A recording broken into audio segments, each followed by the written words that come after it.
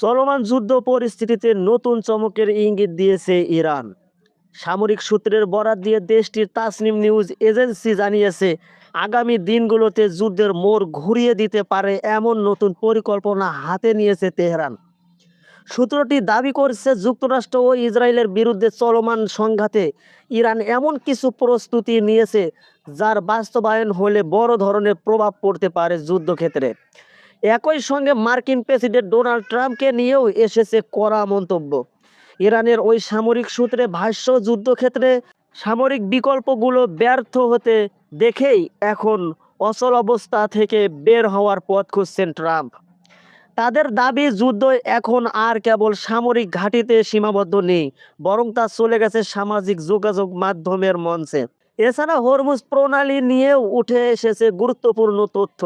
সূত্রটি বলছে, সামরিক শক্তি দিয়ে এই কৌশলগত জলপথ খুলে দেওয়ার মতো অবস্থায় নেই যুক্তরাষ্ট্র, বরং সরঞ্জাম ঘাটতির কারণে তারা এখন বাকযুদ্ধে বেশি সক্রিয়। ইরানের দাবি, ফাঁকা প্রতিশ্রুতির বিপরীতে তারা বাস্তব প্রস্তুতি নিয়েছে, যার ফল খুব শীঘ্রই দৃশ্যমান হবে।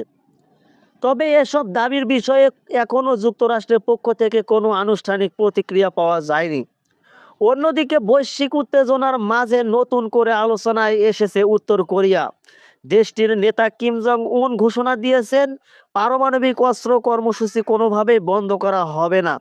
রাষ্ট্রীয় গণমাধ্যমের বরাত দিয়ে জানা গেছে, তিনি পারমাণবিক শক্তিকে অপরিবর্তনীয় অবস্থান হিসেবে প্রতিষ্ঠা করার প্রতিশ্রুতি দিয়েছেন। বিশ্লেষকরা বলছেন, মধ্যপ্রাচ্য থেকে পূর্ব এশিয়ার দুই অঞ্চলেই উত্তেজনা বাড়তে থাকায় বিশ্ব রাজনীতিতে নতুন অনিশ্চয়তা তৈরি হচ্ছে।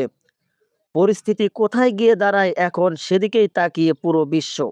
সঙ্গে ছিলাম মেহেদী হাসান, পালস ভিস্তা নিউজ।